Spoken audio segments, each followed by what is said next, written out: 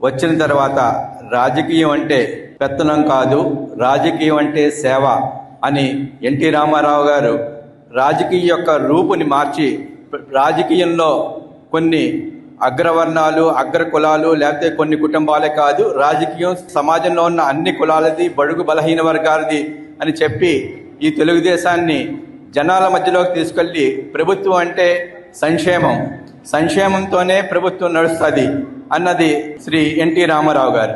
ఆ రోజు ఆయన తీసుకొచ్చిన సంక్షేమ కార్యక్రమాలతో బడుగు బలహీన వర్గాల రాజకీయ చైతన్యంతో రాష్ట్రంలో రాజకీయం యొక్క రూపు మార్పులు మారినాయి. అదేవిధంగా ఆ తర్వాత చంద్రబాబు నాయుడు గారు అదే సంక్షేమాన్ని కొనసాగించి విజనరీతో ఏం చేయాలి, ఏం చేస్తే అభివృద్ధి చెందుతుంది అనే ఉద్దేశంతో సంక్షేమం అభివృద్ధి రెండు కలిపి నడిపించిన ఆయన చంద్రబాబు నాయుడు గారు. ఈ రోజు మన నారా లోకేష్ గారి గురించి చెప్పుకుంటే ఈ సంక్షేమం అభివృద్ధితో పాటు తెలుగుదేశం అంటే ఒక కుటుంబం, మనందరం కలిసి ఉండాలి అని ఒక మానవత్వం, హ్యుమానిటీతో అందరూ నా వాళ్ళు అనే మూడో విధానాన్ని తీసుకొచ్చి ఈ ముగ్గురు నాయకులు మన తెలుగుదేశం పార్టీకి దిశానిర్దేశాలు తెలియజేశారు.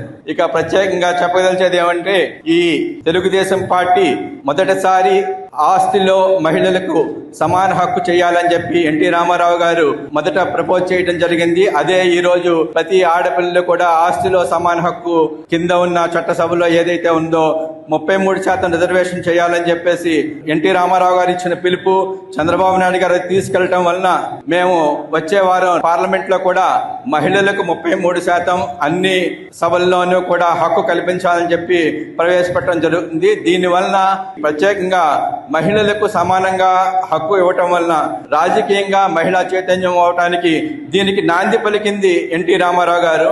ఈ తరంలో దీనికి ఒక 20-30 ఏళ్ల తర్వాత దీన్ని ఒక రూపురేఖలు వచ్చి భారతదేశం అంతా 33% మహిళల రిజర్వేషన్లు వచ్చే కార్యక్రమం వచ్చింది.